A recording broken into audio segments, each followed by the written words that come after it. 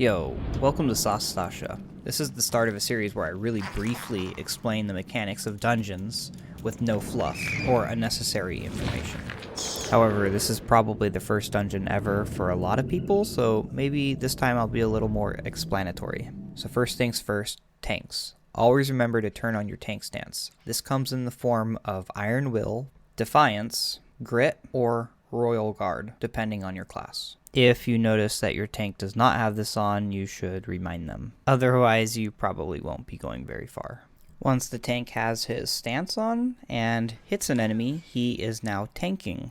The tank should always face enemies away from the group, and the group should do their best to stay away from the tank or on the other side behind the enemies. The healer, of course, heals the tank, so that way the tank does not die.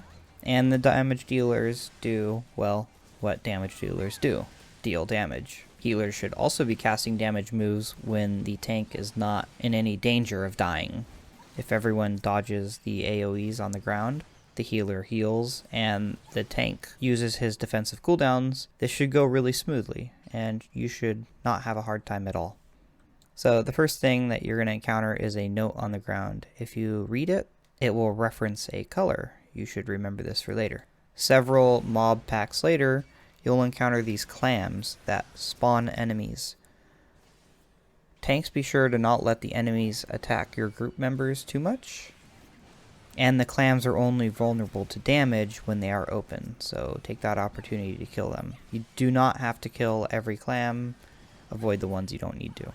If you remember the color from the note earlier, you can click on the corresponding coral. This spawns a boss. Otherwise, you have to fight an additional enemy and you're poisoned. Face the boss away from the group like I mentioned earlier, and of course dodge AoE attacks. The second boss is much in the same, no different, except there's 3 enemies. The enemies here will drop a key. Be sure to grab this key so that way you can open up the captain's quarters. Kill the captain and you can open up the next door.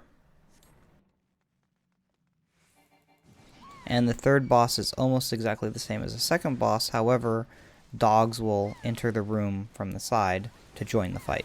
So watch out, and tanks, be sure to grab those.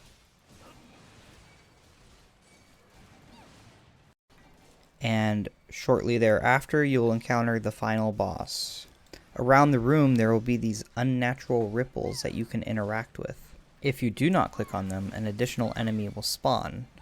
However, another option, and one that most groups do, is they ignore it and simply kill the boss before the ads can spawn and do too much damage. And with that, you're done. Easy. This dungeon mostly serves as an introduction to group content, so there's so much more to come. I hope you're looking forward to it. I'll be making guides on all the other videos, and they're going to be really short and really quick. My goal is to make them short enough so that way you can watch them while you're in queue. So stay tuned. Thank you.